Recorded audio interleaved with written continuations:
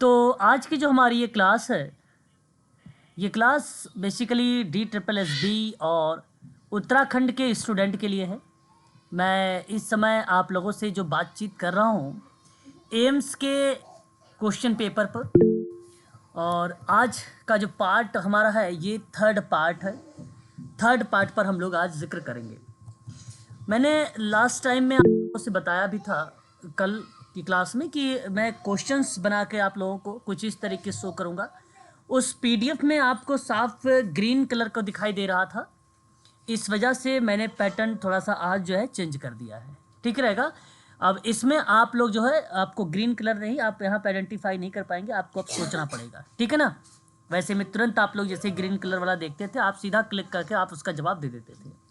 ठीक है, तो चलिए आज आप लोग को मैं स्टार्ट करता हूँ। पहले मैं यहाँ से शुरुआत करता हूँ, जो सेक्शन बी है, जो social action and social moment से रिलेटेड है।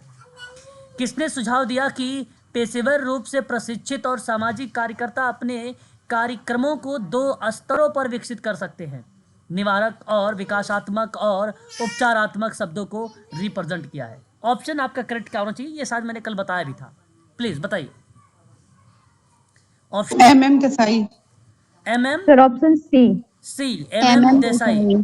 हाँ, देखिए आप लोगों के पास PDF पहले पहुंच गई है, प्लीज आप लोग उसको कॉपी मत करिएगा, अपने से आप लोग जवाब दीजिएगा। देखिए एक थर्ड। नाम बात करते हैं अगर हम लोग विल्किंसन के बारे में। 1971 में इन्होंने कहा कि हिंसा, अवैधता, क्रांति और यूटोपियन समुदाय में वापसी को छोड़कर किसी भी दिशा में और किसी भी माध्यम से परिवर्तन को बढ़ावा देने के लिए एक जानबूझकर सामूहिक प्रयास के रूप में परिभाषित होता है या किया जाता है, तो उसे कहा क्या जाता है?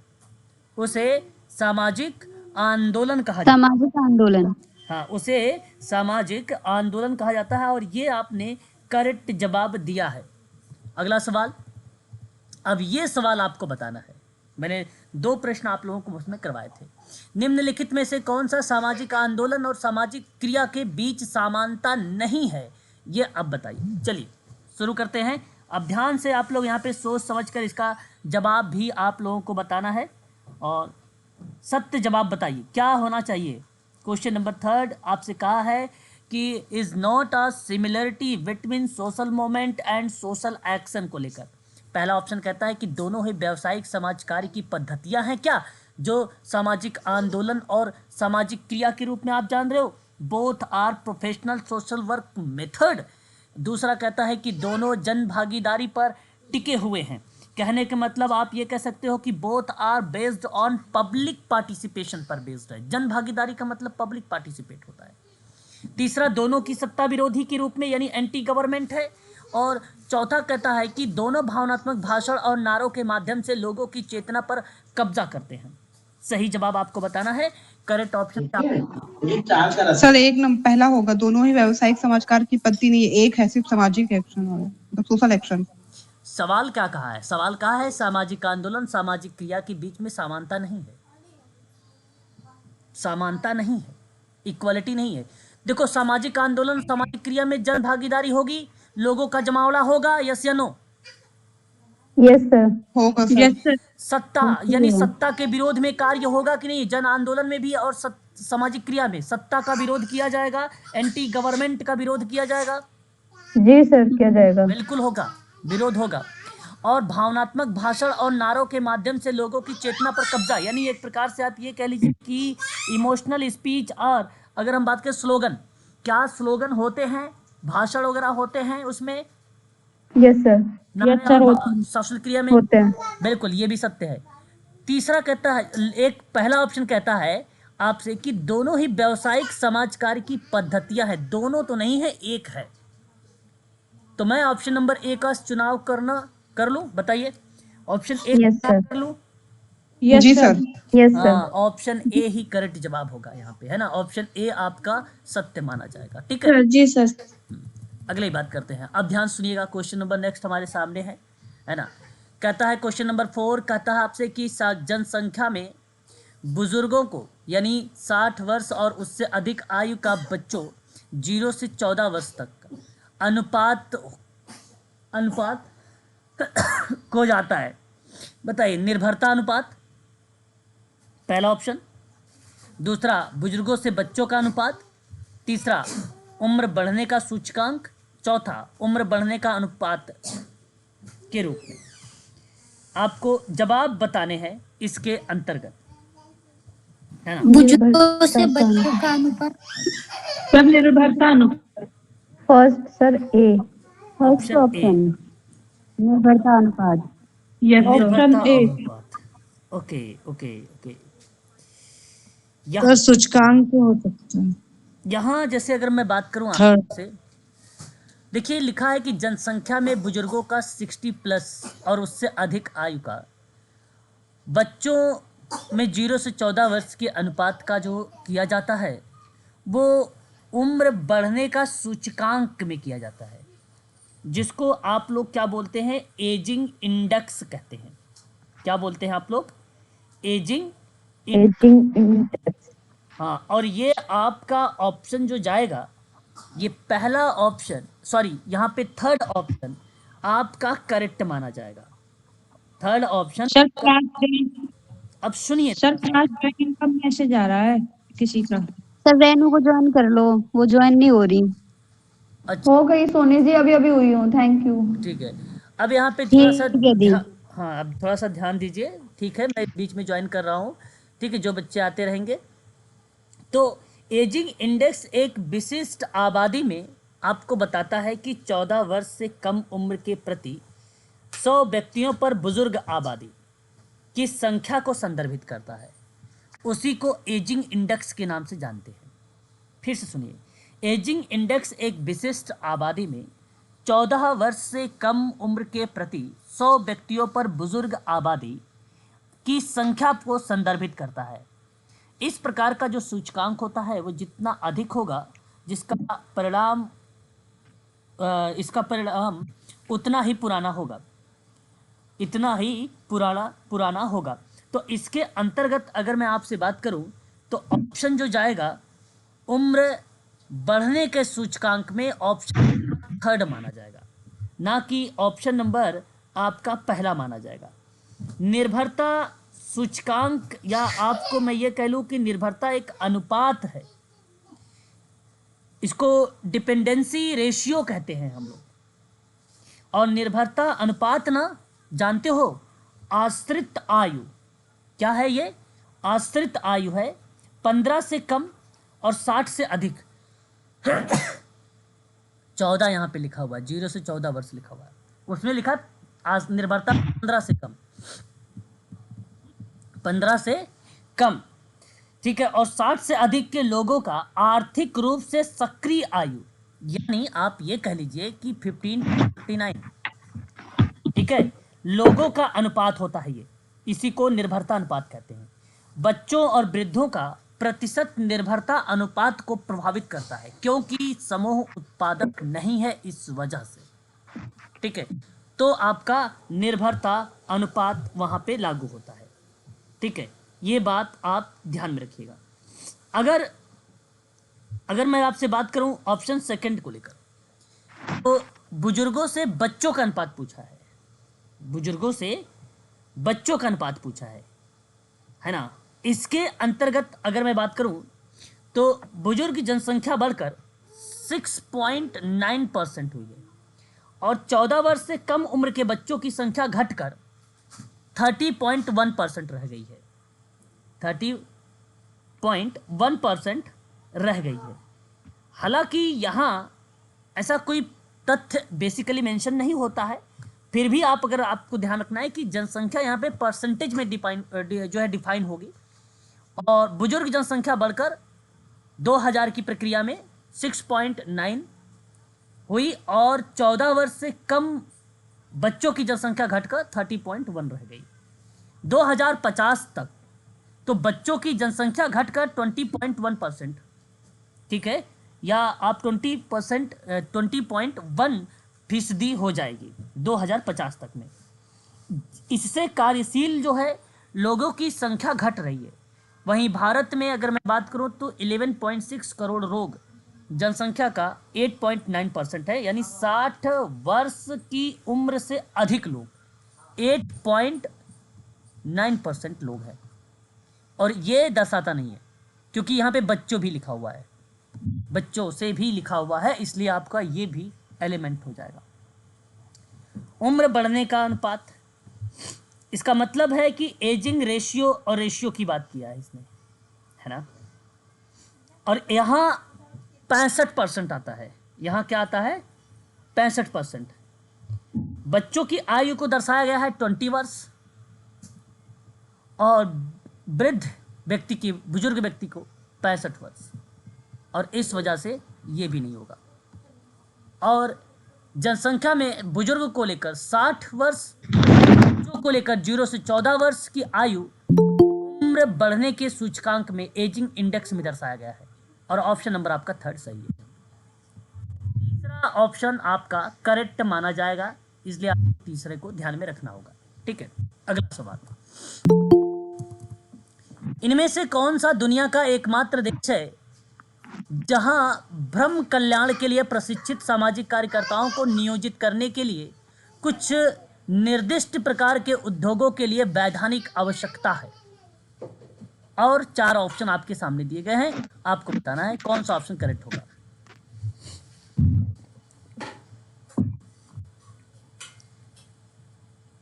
बताइए जी। Sir Bharat. Third. Sir Bharat. 3rd, okay. यहाँ अगर हमने आपसे बात किया है तो ऑप्शन आपका करेक्ट जो है 2nd ऑप्शन है, इंडिया, भारत है। सवाल कहता है कि दुनिया का एकमात्र देश है जहाँ श्रम कल्याण के लिए प्रशिक्षित सामाजिक कार्यकर्ताओं को नियोजित करने के लिए कुछ निर्दिष्ट प्रकार के उद्योगों के लिए वैधानिक आवश्यकता है, और वह आवश्यकता बेसिकली इंडिया का। मैंने आप लोगों को आज दोपहर 1 बजे उद्योग के बारे में पढ़ा रहा था, और उसमें मैंने आपको 3 नाम बताए भी थे, अमेरिका, यूनाइटेड किंगडम और रूस के बारे में, है ना। याद है आप लोगों को? अगर याद नहीं है तो पीडीएफ आप देखिएगा, मैंने आप लोगों को शुरुआत में ही इन चीज़ों को रिलेट भी कराया था। ठीक है सर अब DSSB वालों को लिंक नहीं दिया था। हाँ, डीएसएसबी के बच्चे नहीं, अच्छा एमपीपीएससी के बच्चे नहीं, ओके ओके ओके, ठीक। तो यहाँ जो करेक्ट जवाब होगा वो ऑप्शन नंबर आपका करेक्ट ऑप्शन बी होगा, यानी भारत ऑप्शन करेक्ट है, और यहाँ पर उद्योगों के लिए वैधानिक आवश्यकताएं हैं। ठीक है, तो ये भारत है इन ऑप्शनों के आधार पे, ये ऑप्शन के आधार पे चूज होता है इसका, और ऑप्शन नंबर आपका 2nd यहाँ पे करेक्ट जवाब माना जाएगा। ठीक है, ऑप्शन आपका करेक्ट जो होगा वो बी वाला ऑप्शन माना जाएगा। निम्नलिखित में से अगर हम बात करते हैं पारंपरिक 1-to-1 जरा चिकित्सा परामर्श की तुलना में समूह परामर्श का कौन सा लाभ नहीं है, वह डैश है। बताना है आपको ऑप्शन। क्वेश्चन नंबर 6 का सही जवाब क्या होना चाहिए?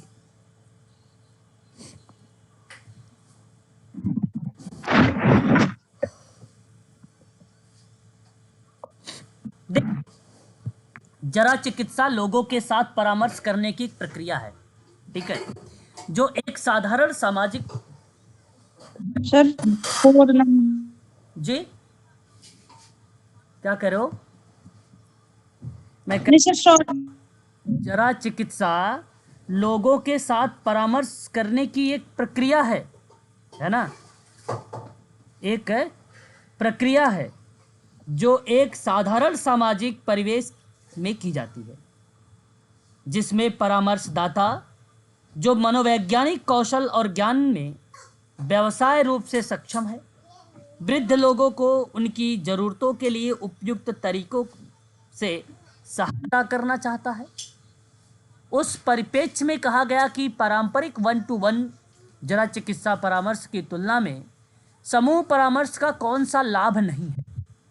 देखिए, सहायक साझाकरण को प्रोत्साहित करना शामिल है। सामाजिक मेल जोल से परिवार के किसी खोए हुए सदस्य की भरपाई करने में मदद मिल सकती है 1-to-1 सेशन के माध्यम से।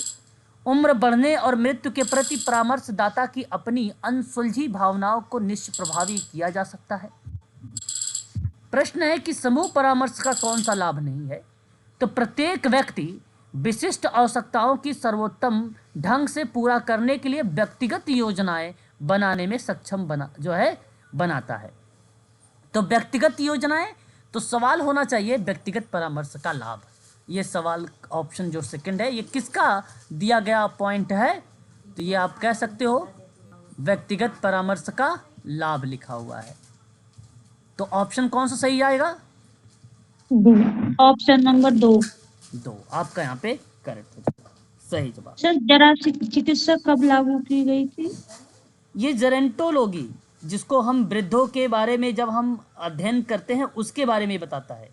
बाकी ये कोई ऐसा नहीं है, जेरेंटोलॉजी है, ये जरा विज्ञान है, ये जरा विज्ञान है ये, है ना? हाँ, तो जब हम वृद्ध व्यक्तियों का अध्ययन करते हैं तो उसको हम लोग जेरेंटोलॉजी या जरा विज्ञान कहते हैं ऐसे कंडीशन में। और ऐसा कोई परिपेक्ष नहीं है कि इसका कब से लागू किया गया है ना? ये ऐसा कोई परिपेक्ष नहीं है। सर इसके फादर कौन है जरा विज्ञान के? हाँ, जरा विज्ञान के फिलीपींस का नाम आता है, फिलीपींस का नाम आता है। Okay sir. उसके बाद देखिए अगले सवाल की तरफ रुख करेंगे और कहता है डैश को ग्राहक के संदर्भ में सही दृष्टिकोण और तकनीकी का चयन करने के लिए कई सिद्धांतों और कई कौशलों के ज्ञान की विशेषता है। 4 ऑप्शन आपके सामने, आपको बताने हैं इसके करेक्ट ऑप्शन क्या होने चाहिए।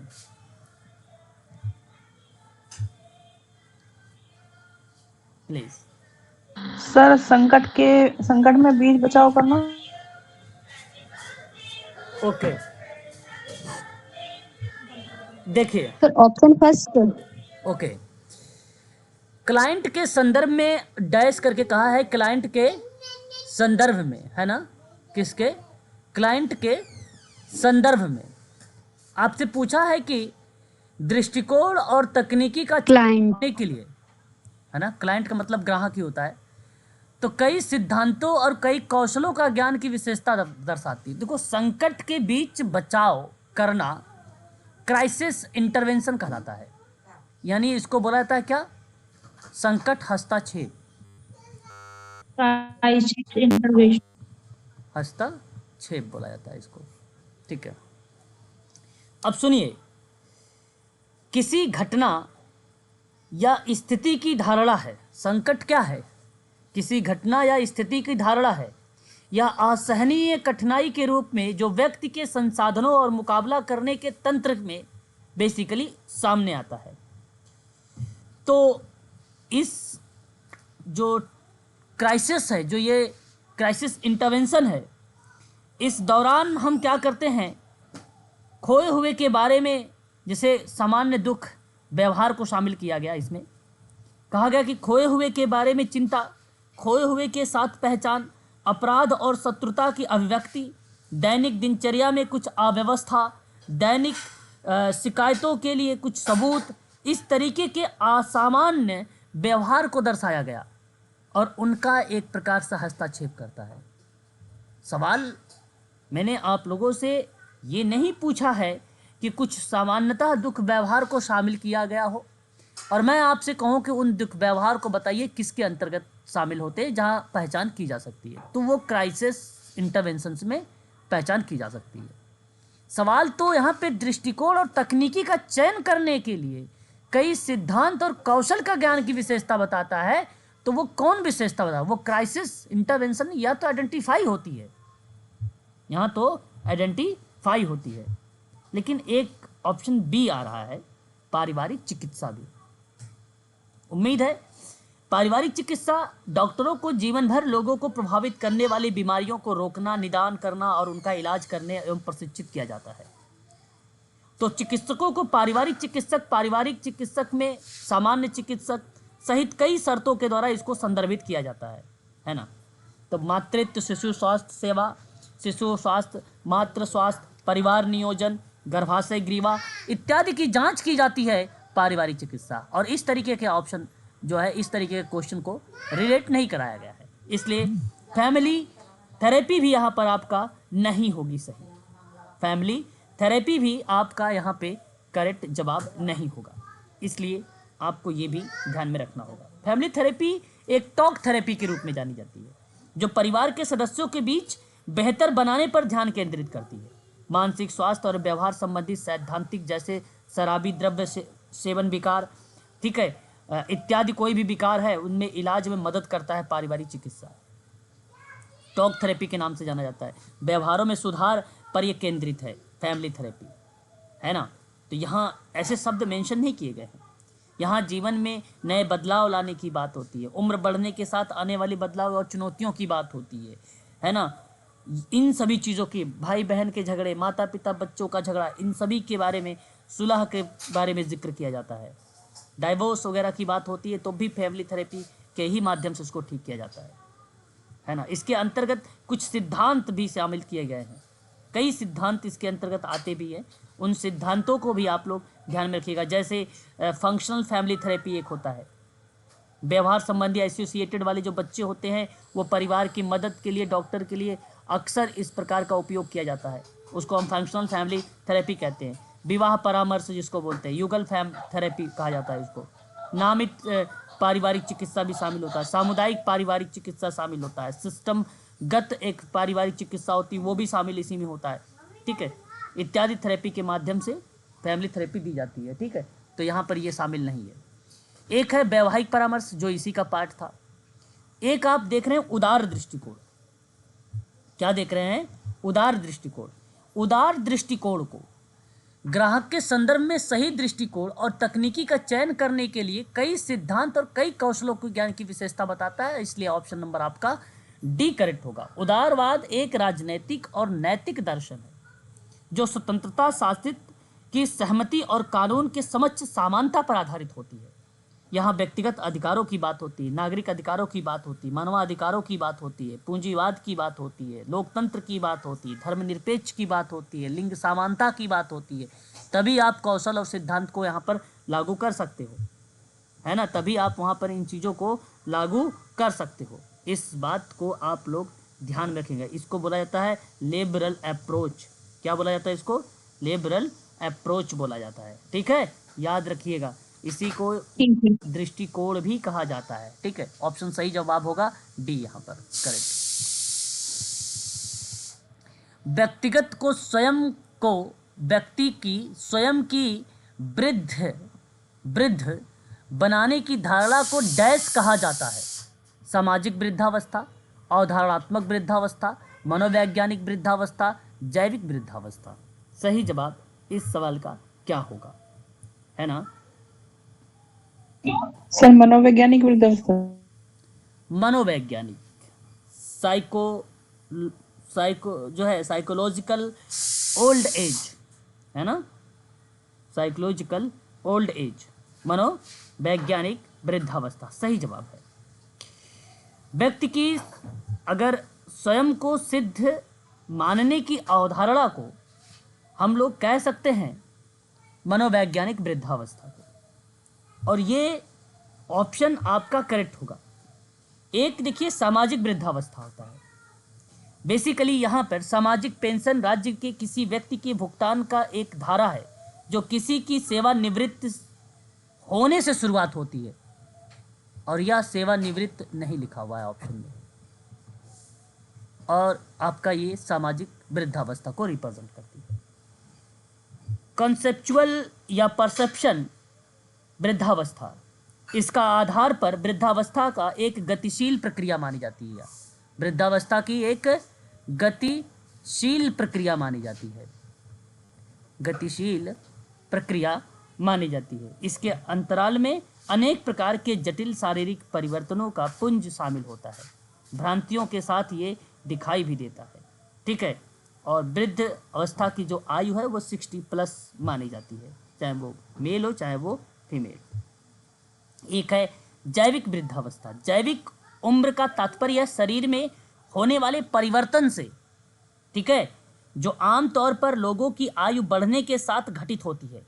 क्योंकि ये परिवर्तन दूसरों की अपेक्षा कुछ लोगों को जल्दी प्रभावित करती है, इसलिए कुछ लोग 65 वर्ष की आयु में भी जैविक रूप से बूढ़े हो जाते हैं और अन्य लोग एक दशक या उसके भी अधिक समय तक बूढ़े नहीं होते हैं।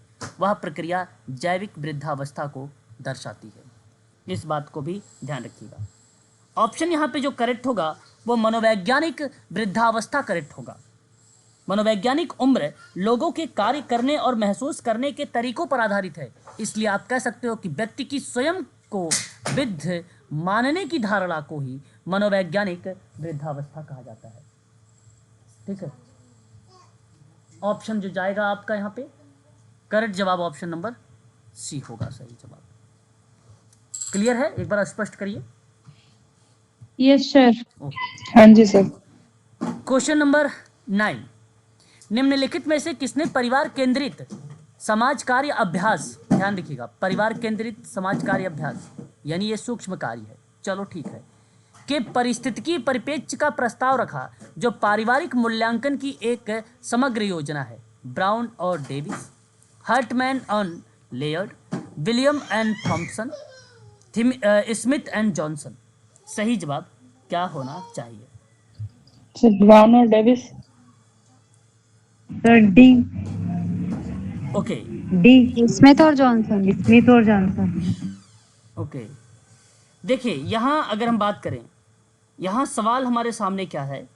सवाल आपसे कह रहा है कि निम्नलिखित में से किसने परिवार केंद्रित समाज कार्य अभ्यास के, ठीक है, परिस्थितिकी परिप्रेक्ष्य का प्रस्ताव रखा है जो पारिवारिक मूल्यांकन का एक समग्र योजना है? वह हर्टमैन लियार्ड ने रखा है। किसने रखा है? हर्टमैन लियार्ड ने रखा है। यहाँ पे करेक्ट जवाब जो लियार्ड है वह ऑप्शन नंबर आपका सेकंड है, फैक्ट है। इसका सही जवाब ऑप्शन नंबर जो जाएगा वो सेकंड सही माना जाएगा। सेकंड ऑप्शन आपका करेक्ट माना जाएगा। ठीक है, इस बात को आप ध्यान रखिएगा। डेविड एम ब्राउन की बात करते हैं या डेविस की बात करते हैं। डेविड मैकडोवेल ब्राउन संयुक्त राज्य अमेरिका के बेसिकली एक व्यक्ति हैं जो खोजकर्ता में इनको जाना जाता है। यानी खोजकर्ता का मतलब एक प्रकार से अगर हम बात करते हैं तो रिसर्च, यहाँ पे अगर हम बात करते हैं तो रिसर्च में इनकी भूमिका आती है। साथ ही साथ आपने नाम सुना होगा जब आप कार्यात्मक पढ़ेंगे उपागम, तो उसमें भी इनका नाम मिलेगा, उपागम में, कार्यात्मक उपागम में भी। ठीक है, ब्राउन एंड जो है डेविड का नाम। विलियमसन एंड थॉम्पसन की बात करते हैं महोदय के बारे में। ये देखो सारे पेयर हैं, एक प्रकार के जोड़ी हैं, इनको भी आप लोगों को ध्यान रखना है। और ये दार्शनिक हैं, एक उपयोगितावाद में पूंजीवादी राजनीतिक और दार्शनिक और समाज सुधारक के रूप में इनका नाम जाना जाता है 19वीं सदी में। तो ये समाज सुधारक के रूप में इनका नाम आता है। किसमें? समाज सुधारक के रूप में इनका नाम आता है, इसलिए आप लोगों को ये नाम याद रखना होगा। स्मिथ और जॉनसन की बात करते हैं। स्मिथ और जॉनसन की बात करते हैं। स्मिथ और जॉनसन महोदय का नाम किस में आता है? आप बता सकते हैं क्या हमें? अगर मैं आप लोगों से समाज शास्त्र में स्मिथ और जॉनसन की बात कर रहा हूं तो आपको पता होना चाहिए कि अर्थशास्त्र में एडम स्मिथ का नाम हमें देखने को मिलता है। कल्याण संबंधी परिभाषा हो गया है, या अर्थशास्त्र का संबंध धन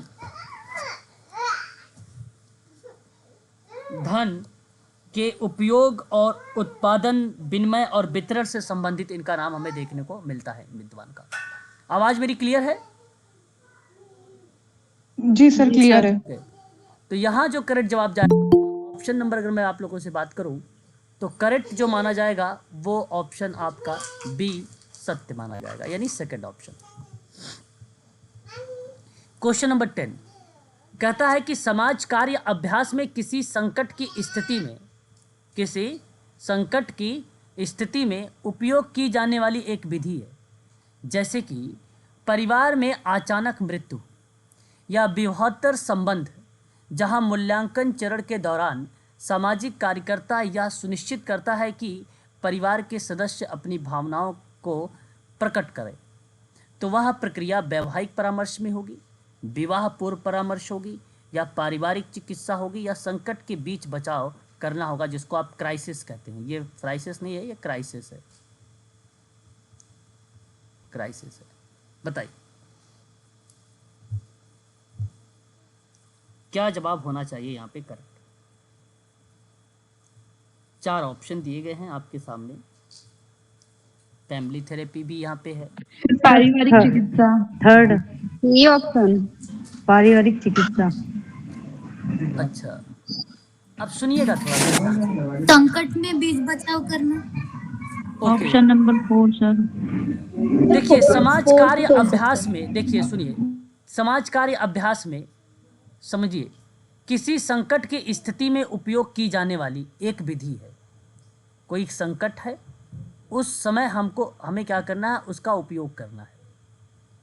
जैसे कि मान लीजिए परिवार में अचानक मृत्यु हो जाए, विवाहोत्तर संबंध हो, जहां मूल्यांकन चरण का दौरान सामाजिक कार्यकर्ता सुनिश्चित करता है कि ये परिवार का सदस्य इन समस्या, इस भावनाओं से ग्रसित है। तो ये आइडेंटिफाई तब होगी ना जब आप उसका संकट हस्तक्षेप कर लेंगे, यानी उसका पहचान कर लेंगे। यानी इसका मतलब है कि संकट के बीच बचाव करना। बीच बचाव करने का मतलब यहाँ पे पहचान की जा रही है, और ये तो समस्या लिखी गई है, इनका पहचान हो रहा है, उपयोग की जा रहा है इसका। ठीक है, तो यहाँ सही जवाब ऑप्शन नंबर डी होगा। ठीक है, वैवाहिक परामर्श नहीं यहाँ पे दे रहे हैं, ना ही विवाह पूर्व परामर्श दे रहे हैं आप, ना ही आप पारिवारिक चिकित्सा लगा रहे हो, आप आइडेंटिफाई कर रहे हो। ठीक है, क्लियर है? बताइए। Okay sir. जी सर, क्लियर है है। सर। अब अगला क्वेश्चन हमारा देखिए सेक्शन से है, और यह रिसर्च इन सोशल वर्क से है, यानी शोध समाज कार्य से है। 10 क्वेश्चन आपको यहाँ से भी मिलेंगे। कहता है गुणात्मक अनुसंधान में प्रकृतिवादी अध्ययन के डिजाइन को किस प्रकार देखते हैं? बताइए। वे आंशिक रूप से किसी स्थिति की गहरी समझ विकसित करने का इरादा रखते हैं, या वे खंडित और नियंत्रित स्थितियों में अध्ययन करने में विश्वास करते हैं?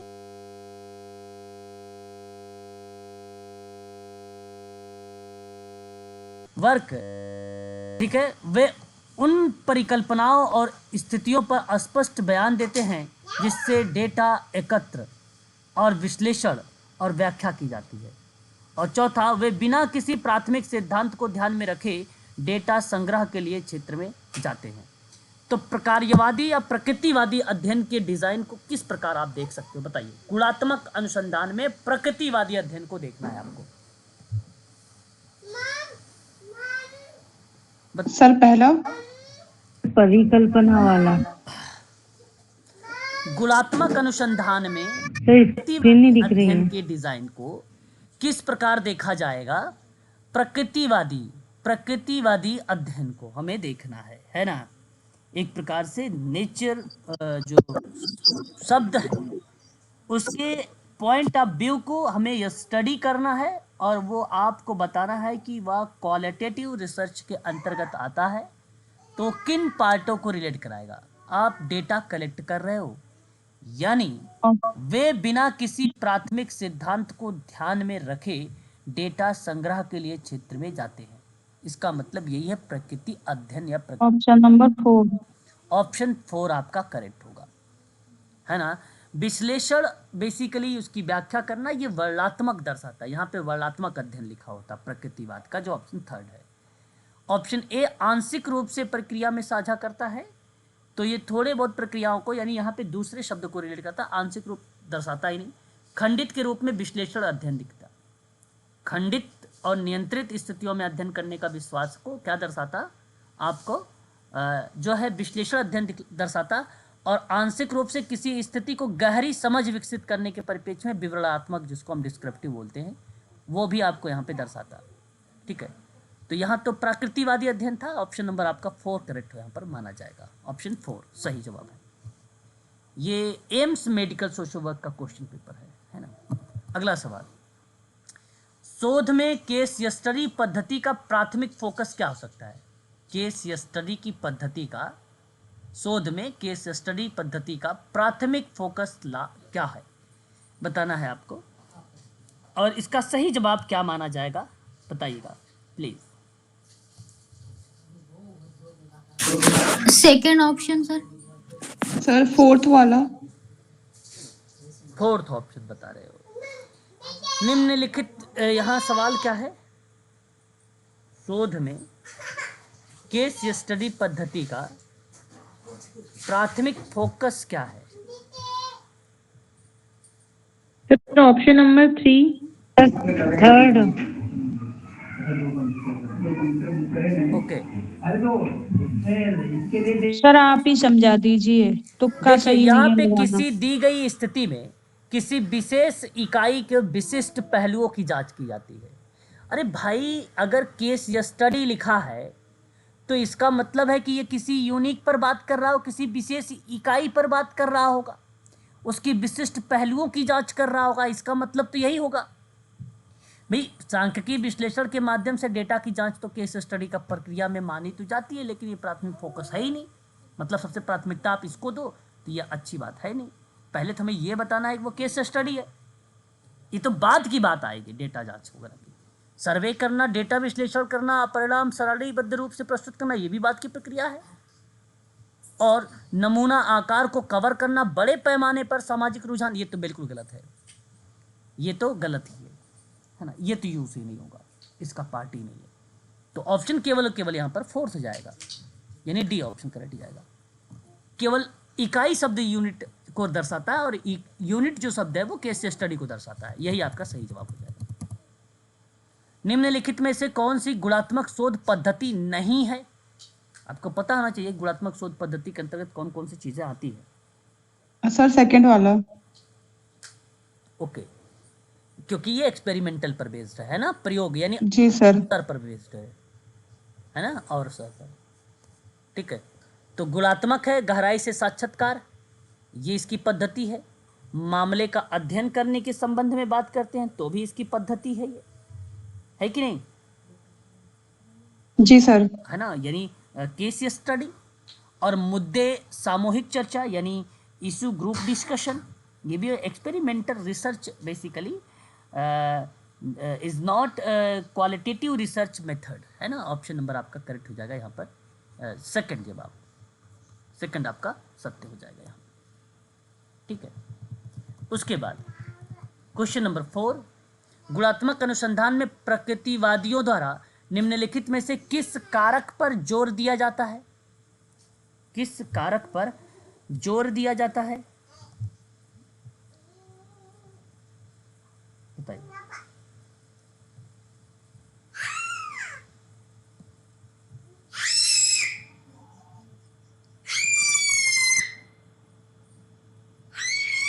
बताइए सर मेरे को पहला लग रहा है, पर ना दूसरा भी ठीक है, पर पहला है सर। प्रकृतिवादी के द्वारा निम्नलिखित में से किस कारक पर बल देता है। सांख्यिकीय विश्लेषण के माध्यम से सामान्यीकृत ज्ञान को उत्पन्न करना, सामाजिक स्थितियों में अनेक वास्तविकताओं और व्यक्तिगत धारणाओं पर विचार करना, यानी आप यहाँ पे धारणाओं लिख सकते हैं।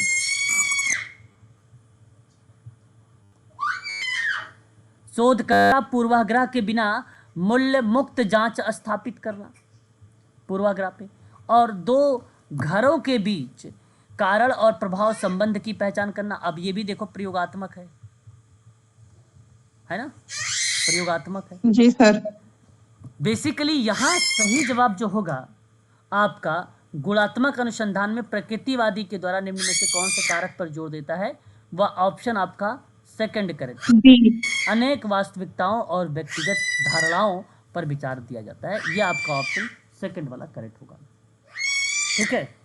ऑप्शन सेकंड, वास्तविकता यहाँ पे शब्द रिलेट कराया था। रियल जो चीजें रिलेट होती हैं वो बेसिकली प्रकृतिवादियों पर आधारित होता है, उसी पर बेस्ड होता है, ठीक है ना, इस चीज को ध्यान रखिए। गुणात्मक अनुसंधान में समग्र दृष्टिकोण का प्राथमिक लक्ष्य क्या हो सकता है। प्राथमिक लक्ष्य क्या हो सकता है बताइए।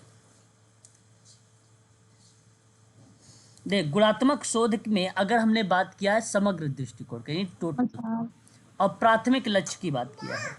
तो आंशिक और खंडित तरीके से स्थितियों का विश्लेषण करना, यानी थोड़े तरीके से आप उसको खंड करके उसकी स्थिति और उसकी पोजीशन को डिस्कस करना, ये गुणात्मक ऑप्शन नंबर 4 सर फोर्थ वाला। Sir option D. डेटा संग्रह के लिए मात्रात्मक तकनीकों पर जोर देना। डेटा संग्रह के लिए मात्रात्मक तकनीकों का जोर देना, ठीक है, मात्रात्मक तकनीकी पर जोर देना डेटा संग्रह के लिए। क्या गुणात्मक तकनीकी से नहीं, गुणात्मक तकनीक से किसी भी दिया जा सकता है, इसलिए ये गलत है। जो है अध्ययनधीन स्थिति होती है, ये अध्ययनधीन स्थिति के विशिष्ट आयामों पर ध्यान केंद्रित करना, है ना। मतलब कोई ये जो गुणात्मक अनुसंधान है समग्र दृष्टिकोण पर बात करेंगे तो ये केवल अध्ययनधीन स्थिति में। अच्छा, पहले तो ये जानना जरूरी है कि अध्ययनधीन स्थिति होती क्या है ना। ये परीक्षण का पार्ट है। ये अगर आपसे बात किया जाए तो ये एक प्रकार से परीक्षण का पार्ट है। यहाँ आपको बता दूँ, आगमन विधि शब्द जो है रिलेट होता है, यहाँ आगमन विधि शब्द रिलेट होता है। आपको बता दें कि अगर सोशल वर्कर कोई प्लान वगैरह तैयार करता है और उसमें संशोधन करता है तो उस प्रक्रिया को अध्ययनधीन कहा जाता है, उस प्रक्रिया में, ठीक है, उस प्रक्रिया में। तो अध्ययनधीन स्थिति के विशिष्ट आयामों पर इसने बात किया, तो ये आपका गलत जवाब हो जाएगा। यहाँ पर ये गलत जवाब हो जाएगा, है ना, जो कि ये चीज़ें रिलेट नहीं होती है। और गुणात्मक अनुसंधान में समग्र दृष्टिकोण को प्राथमिक लक्ष्य क्या मान सकते हैं हम लोग, फिर सभी संभव जानकारी एकत्र करना और स्थितियों को उसकी समग्रता से या समग्रता में चिन्हित करना। ये ऑप्शन आपका करेक्ट होगा, ऑप्शन नंबर डी का सही जवाब होगा, ठीक है। क्वेश्चन नंबर 6, फोकस समूह चर्चा में, ये बड़ा अच्छा सवाल है, याद रखिएगा। एक प्रमुख व्यक्ति सुविधाकर्ता के अलावा जो चर्चा में उठाए गए प्रमुख मुद्दे हैं उन मुद्दों को रिकॉर्ड करने के लिए नोट्स लेता है। यानी एक प्रकार से आप ये कह लीजिए कि उस चीज़ों को वो एक्वायर करता है तो उसे डैश कहा जाएगा, यानी नोट कर ले रहा है, ठीक है। तो उसे क्या कहा जाएगा बताइए, रिकॉर्डर कहा जाएगा या सहायक या प्रतिभागी या दर्शक या रिकॉर्डर।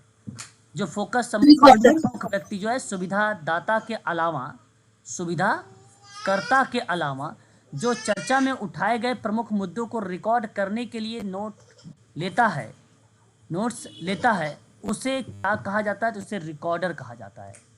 वही तो होता है रिकॉर्डर, है ना। ऑप्शन नंबर 4 आपका करेक्ट जवाब होगा, डी ऑप्शन सत्य होगा, ठीक है। गुणात्मक जांच की डैश लिखा हुआ है, डैश गुणात्मक जांच की विश्वसनीयता की जांच करने के लिए एक मानदंड है जो शोधकर्ताओं के डेटा और व्याख्याओं और उत्तरदाताओं के दिमाग में मौजूद कई वास्तविकताओं के बीच समझौते के स्तर से संबंधित है, आपको यहाँ पे बताना है। और एक शब्द है हस्तांतरणीयता, जिसको हम बोलते हैं ट्रांसफेरेबिलिटी, और एक है साख, दूसरा है प्रतिपुष्टि, तीसरा है निर्भरता। साख को बोला जाता है क्रेडिट,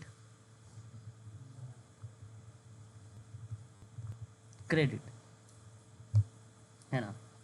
क्रेडिट वस्तुओं और सेवाओं को खरीदने का एक तरीका जिसे मूल्यों को अदायगी बाद में की जाती है, उसे क्रेडिट यानी उधार। बट सवाल इस शब्द में समझना है हम लोगों को कि गुणात्मक जांच की विश्वसनीयता की जांच करने के लिए एक मानदंड है जो शोधकर्ता के डेटा और व्याख्याओं के उत्तरदाताओं के दिमाग में मौजूद है, कई वास्तविकताओं के बीच समझौते के स्तर से संबंधित है। तो वह कहलाता है आपका क्या, क्रेडिट। सर नंबर 4 साख कहलाता है। वो क्या कहलाता है, साख कहलाता है ना। उसको साख शब्द से रिप्रेजेंट किया जाता है। पहले आप ट्रांसफेरेबिलिटी के बारे में समझिए। इसका मतलब सिंपल है कि किसी भी एक बीमित का बिना दावा किया हुआ अस्पताल नगद हित लाभ की बात करता है या प्राथमिकताओं की बात करता है, तो वह ट्रांसफरेबिलिटी का शब्द आता है, जहां पर आप क्या कर रहे हैं, एक प्रकार से हस्तांतरण वाली प्रक्रिया को भी प्रस्तुत कर देगा। तो गुणात्मक जांच में विश्वसनीयता की जांच करने के लिए एक मानदंड जो शोधकर्ता के डेटा और व्याख्याओं को उत्तरदाता के दिमाग में मौजूद है, वो कई वास्तविकताओं के बीच में है, उन समझौते के स्तर से संबंधित क्रेडिट यानी साख शब्द आता है, ना कि ट्रांसफरेंसिबिलिटी आती है। और एक शब्द है पुष्टिकरण। पुष्टिकरण का मतलब क्या है? पुष्टिकरण का मतलब है कंफर्मेशन, यानी प्रमाणिक। जी है ना, यानी प्रमाणीकरण का मतलब क्या दर्शाता है? पुष्टिकरण का मतलब क्या है?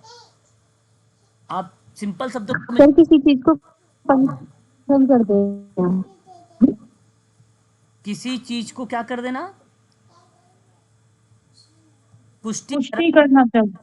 मतलब कंफर्म कर लेना आपने, हाँ ये हाँ, ठीक है। आपने क्या कर दिया कि औपचारिक तरीके से आरंभ से पूर्व, यह बेसिकली आरंभ से पूर्व तक की अपनी राय को प्रदर्शित कर देना पुष्टिकरण को दर्शाता है। निर्भरता किस शब्द को दर्शाता है? निर्भरता किस शब्द को दर्शाता है?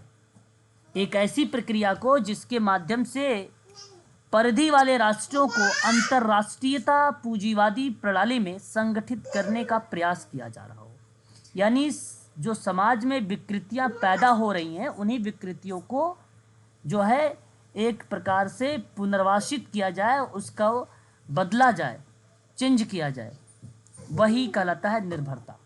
और निर्भरता का एक सिद्धांत है, सन 1960 में आया था, 1960 में आया था, ठीक है। और ये विकास का निर्भरता का सिद्धांत है, ठीक है। आर्थिक स्थिति को जो खराब करने वाली कंडीशन है, उस खराब वाली कंडीशन को दर्शाया, किसकी वजह से आर्थिक स्थिति जो है निर्भर हुई, उसके ऊपर क्या रीजन रहा कि ये आर्थिक स्थिति खराब हुई। परंतु सवाल है कि गुणात्मक जांच की, गुणात्मक जांच है, मात्रात्मक नहीं है, यानी पर्टिकुलर किसी व्यक्ति की बात कर रहा होगा गुणात्मक जांच में।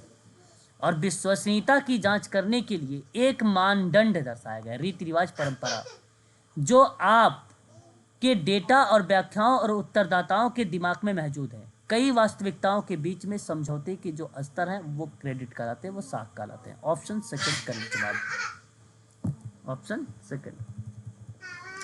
गुणात्मक अनुसंधान अध्ययनों में डैश सबसे अधिक उपयोग की जाने वाली विधि है जो मानव विषयों के साथ आमने सामने चर्चा करने में सक्षम बनाती है।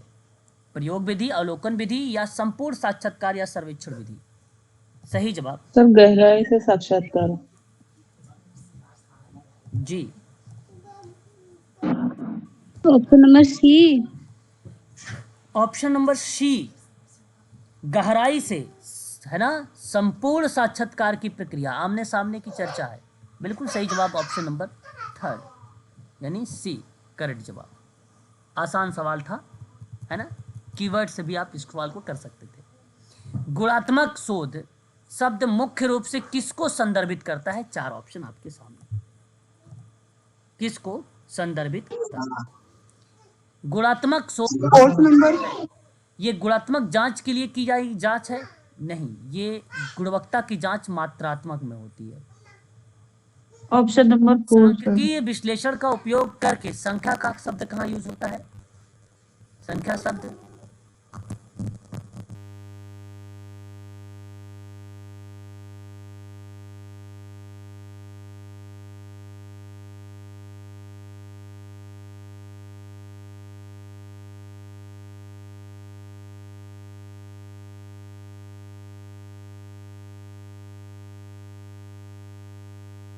होता है।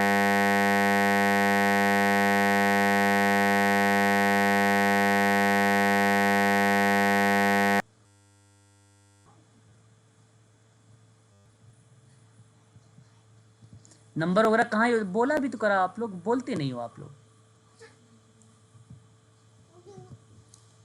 आवाज मेरी क्लियर है?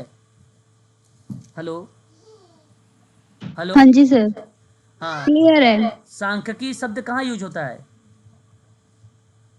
मात्रात्मक। सर। क्वांटिटेटिव नियंत्रित में प्रयोगशाला सेटिंग की गई जांच। नियंत्रित प्रयोगशाला सेटिंग में की गई जांच। प्रयोगात्मक। जांच मात्रात्मक है। सामाजिक घटनाएं आ गई, अब उससे संबंधित परिवेश आ गया, उनकी की गई जांच गुणात्मक होता है। सही जवाब ऑप्शन नंबर 4 होगा। ऑप्शन 4 आपका यहाँ पे करेक्ट जवाब होगा। देखिए एक शब्द यहाँ पर आ रहा है बनर्स का नाम, ये बनर्स शब्द लिखा हुआ है। बनर्स महोदय 2000 में वर्गीकृत एक प्रकार का केस या अध्ययन जिसका उद्देश्य किसी विशेष व्यक्ति को गहराई से समझना है, जैसे कि बच्चे को पढ़ने में समस्या अगर हो रही है, यानी डिसलेक्सिया उसके अंदर है, तो उसके संबंधित व्यवहार समस्या प्रदर्शित कर रहा है, तो बताइए आप क्या स्टडी करेंगे? आप क्लिनिकल, इसको क्लिनिकल बोला जाता है, क्लिनिकल स्टडी, या आप मल्टी केस स्टडी, या आप मौखिक इतिहास केस स्टडी, या आप अवलोकन संबंधी केस स्टडी। बच्चे को थर्ड नंबर समस्या है तो सर मौखिक इतिहास केस स्टडी। अरे आप मौखिक केस स्टडी करेंगे, क्यों क्लिनिकल क्यों नहीं करेंगे? Clinical study. हाँ ये होता है सर क्लिनिकल जी। Clinical study. हाँ, क्लिनिकल जो केस स्टडी है जिसका उद्देश्य है किसी विशेष व्यक्ति की गहराई से समझना, जैसे कि बच्चे को पढ़ने की समस्या या व्यवहार संबंधी समस्या प्रदर्शित हो रहा है, तो उसमें हम इसको समझते हैं। ये आपका करेक्ट जवाब होगा। केस स्टडी में बेसिकली ये कई चीज़ों को रिप्रेजेंट करता है। से अधिक मामलों का अध्ययन करना क्या कहलाता है? मल्टी केस स्टडी कहलाता है, केस स्टडी कहलाता है। मौखिक केस स्टडी किसी ऐतिहासिक घटना या काल के बारे में ऐसी जानकारी जो आपको उन लोगों द्वारा बताई गई हो जिन्होंने उसका अनुभव किया हो, वह मौखिक केस स्टडी का बात करती है, उस प्रक्रिया शामिल है। अवलोकन संबंधी केस स्टडी, इस केस स्टडी में ऑब्जर्व किया जाता है ना, व्यक्ति की घटनाओं और संगठन संस्थान आदि के बारे में विस्तृत व्यापक तरीके से हम उसका अध्ययन करते हैं। इन चीजों को दर्शाता है ऑब्जर्व करने की परिप्रेक्ष्य में, जो कि ये गलत है। केवल जो क्लिनिकल केस स्टडी है ये आपका जो है बकर्स का नाम, आप यहाँ पे जो है सॉरी बकर्स कह रहा हूँ, बनर्स का नाम, ये बनर्स लिखा हुआ है, बनर्स 2000 का दर्शा सकते हैं। ऑप्शन नंबर पहला करेक्ट जवाब। Next section administration of and development का सेक्शन है, सर्विसेज के बारे में। ठीक है, आपने पढ़ा है सोशल वेलफेयर, सोशल वर्क के अंतर्गत सोशल वेलफेयर एडमिनिस्ट्रेशन, उसी के अंतर्गत ये क्वेश्चन आपको मिलेंगे। ऐसे कारकों और ताकतों को रोकना जो व्यक्तिगत और सामाजिक विकृति के विभिन्न रूपों का कारण बनते हैं, डैश कहलाते हैं। सामाजिक सुरक्षा, निवारण, नियंत्रण, सुधार। जवाब नियंत्रण। नियंत्रण। और भी सामाजिक रक्षा। निवारण। सही जवाब ऑप्शन नंबर बी होगा। ऐसे कारकों और ताकतों को रोकना है जो व्यक्तिगत और सामाजिक विकृति के विभिन्न रूपों का कारण बनते हैं, उनको रोकना है ना, तो वह निवारण कहलाएगा, नियंत्रण नहीं कहलाएगा। है ना। सर निवारण तो ये होता है कि किसी चीज को उसका सॉल्यूशन देना, और कंट्रोल ये होता है कि किसी भी चीज को रोकना। अच्छा, निवारण किसी चीज को रोकने से नहीं कह सकते हैं हम लोग। सर निवारण तो उस चीज का सॉल्यूशन देना हो गया ना, कि हमने ये चीज निवारण।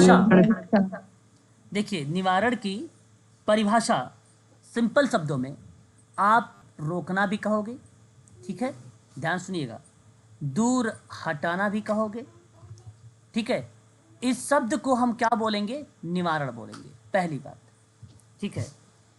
बात सुनिएगा, नियंत्रण शब्द की जो परिभाषा होती है, इस शब्द में शासन द्वारा किसी निश्चित मूल्य पर दैनिक उपयोग करना, या आप ये कह लीजिए कि पूर्व निर्धारित कोई लक्ष्य है, उन लक्ष्य के अनुसार, है ना, कमियों और कारणों की खोज करके सुधार करना, कमियों और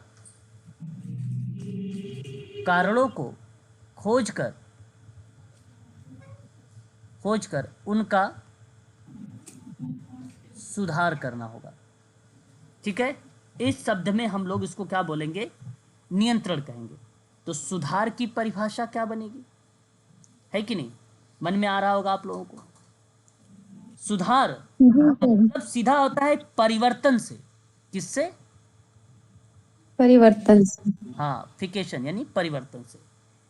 परिवर्तन जो किसी के सुधरने या सुधारने पर दिखाई देते हैं, वो सुधार परिप्रेक्ष्य को प्रदर्शित करता है। फिर शब्द आता है आपके सामने सामाजिक रक्षा, और आप सभी लोग भलीभांति तरीके से जानते हैं कि सामाजिक संरक्षण, आर्थिक शक्ति को बढ़ावा देना, वंचित वर्गों की सुरक्षा करना, ठीक है, विभेदता को कम करना, खतरे और आय की हानि को खुद को बचाने की कार्य करना, उस प्रक्रिया में सामाजिक रक्षा शब्द, सोशल डिफेंस शब्द रिलेट होता है। ऐसे कारकों और ताकतों का रोकना है, चाहे वो व्यक्तिगत हो चाहे वो सामाजिक हो, उस शब्द में निवारण शब्द आता है। ऑप्शन नंबर आपका सेकंड ही केवल शब्द है, ठीक है। क्लियर हुआ मैडम? जी सर, हो गया। चलो, शुक्र है। आगे बढ़ो। अतीत में सामाजिक सुरक्षा शब्द, अतीत का मतलब होता है भूतकाल, पीछे की बात। सामाजिक बीता हुआ। सुरक्षा शब्द का व्याख्या अक्सर इस प्रकार से की जाती है, बताइए किस प्रकार से करोगे।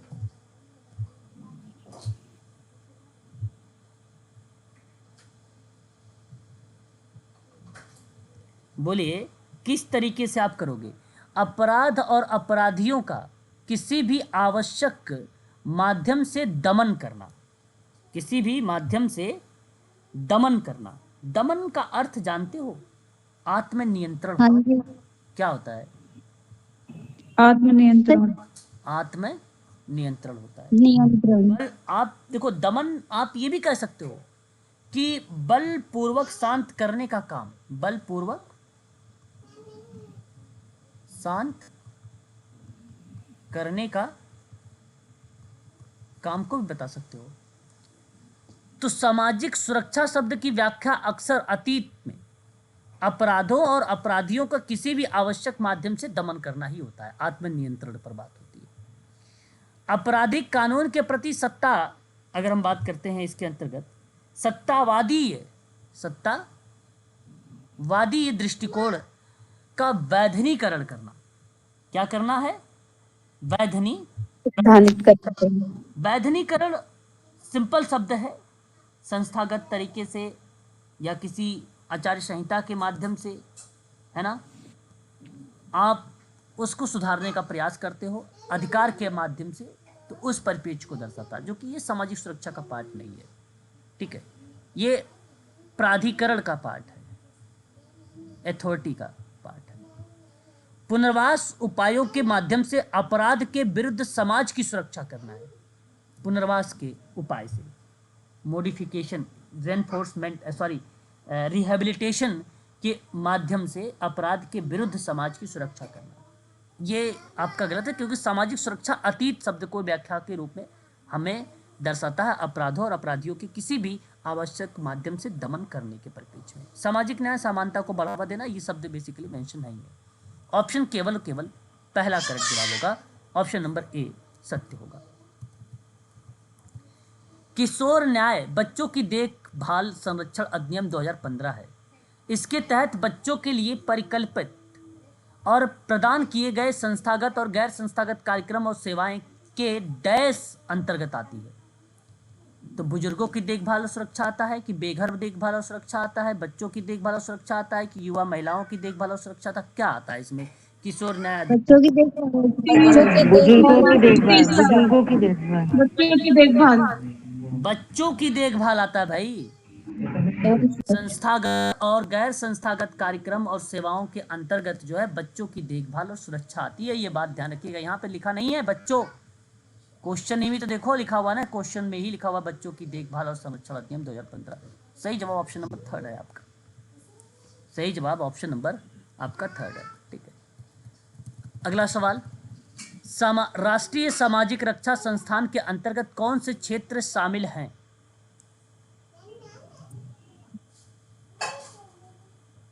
बताइए, लास्ट क्वेश्चन।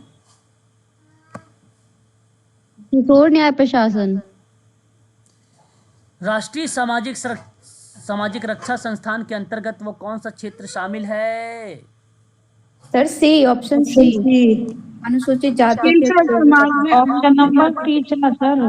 ऑप्शन नंबर आपका सेकंड करेक्ट होगा। राष्ट्रीय सामाजिक रक्षा संस्थान के अंतर्गत ना क्षेत्र किशोर न्याय प्रशासन है। किशोर न्याय प्रशासन है सामाजिक रक्षा के संस्थान के अंतर्गत, राष्ट्रीय सामाजिक संस्थान के अंतर्गत।